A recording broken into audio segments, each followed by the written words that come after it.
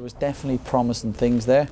It was a hand on my heart. It was a nightmare game coming into it. I thought that, but really believed we could definitely take minimal from the game. But the bottom line is 2 set pieces and an OG. That's it. And I guess the added frustration with set pieces, they were direct headers as well. They weren't like second ball or something like that. Yeah, 100%. And we said to the guys after the game, what's cost us the game? And the guys were like, set pieces. I was like, no, I'll ask you again. What cost us the game? It's like individuals not doing the jobs properly. But that's how you learn. Tyler on the first goal, first time with us. We're second best in the league last year. Do I think it's because we've lost a couple in that area? No, I don't. It's just accountability, isn't it? And that's how. And I said to the guys, I can take it here, I can take it on the chin.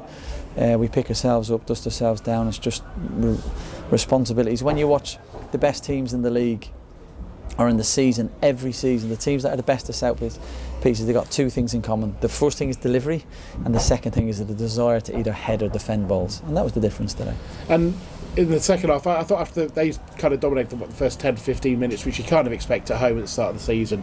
But actually, if you look at the last half an hour or so, your team more than matched them and caused them problems. Yeah, look, if you look at the game and where they played, most of their areas on the ball were the back 3. And you can have it at the back 3. If the back 3 have it, it means they're 70 yards from my goal, so I'm not bothered about that.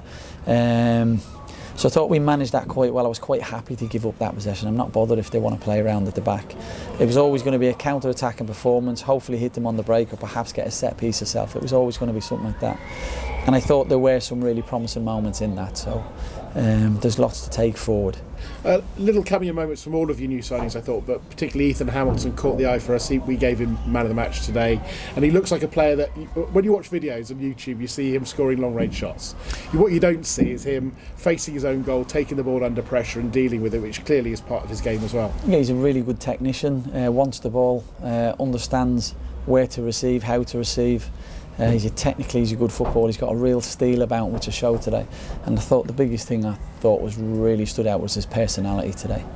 And I thought he played very, very well today. And that's the way what your team played with at times, didn't they? A bit of personality, which is what you want. Yeah, look, there was some really good stuff today. It's difficult because if you come away and lose 1-0, the perception is it must have been tight, you must have done all right. But like, Lucas made a couple of saves. Like, Lucas had a quiet day at the office. Where I was disappointed in us was we didn't hit the target today. We got into good areas, good moments. Lass had a brilliant opportunity in the first half. He's played a ball across the face of the goal. Tyler's got a tap in. It was just quality in the final third. Thought Danny Mandrew had a couple of nearly moments in terms with his balls in behind. So lots to be positive about. The biggest disappointment is conceding 3 goals, especially the 2 that were set pieces. I'm conscious some people wouldn't have heard our conversation earlier on in the programme when you were talking about your injuries. Rico, not an injury, but not able to play the full 90. No, so Rico was only available, supposed to be 30 today, but Tyler wasn't supposed to start the game, and by half time Tyler was. You could see it taking its toll on him, so we made a change for that. We need to be careful with Tyler and look after him. We need to be respectful and look after Rico as well. But the 45 minutes that Tyler got today will be fantastic for him. It's like your racehorse, you improve with every race, so I was pleased with him today. And Jaden and Teddy, not long-term absences, finger touch a bit of wood? No, both of them, unless anything changes over the next couple of days, which it shouldn't, both of them should be back next week at different periods in the week. And in terms of additions, you've been told by Jez to expect anything? No, we're trying really hard. So not going to give you your politician speak to Jez. No, look, we're trying really hard. We've got another meeting again. It's the same story all the time. We've identified the targets. We've been really aggressive with it. We're in the hands of other clubs, basically. So. Is it a couple you'd hope by the end of the window? Ideally, yes, but we have to wait and see. Oh, thank you. Thank you. I should just say, sorry, just finally, a brief turnaround. A quick turnaround is probably a good thing, isn't it? The Tuesday night. Yes and no. Yes, because what you want after any defeat is a game, but we go Saturday, Tuesday, Saturday, which is just absolutely ridiculous.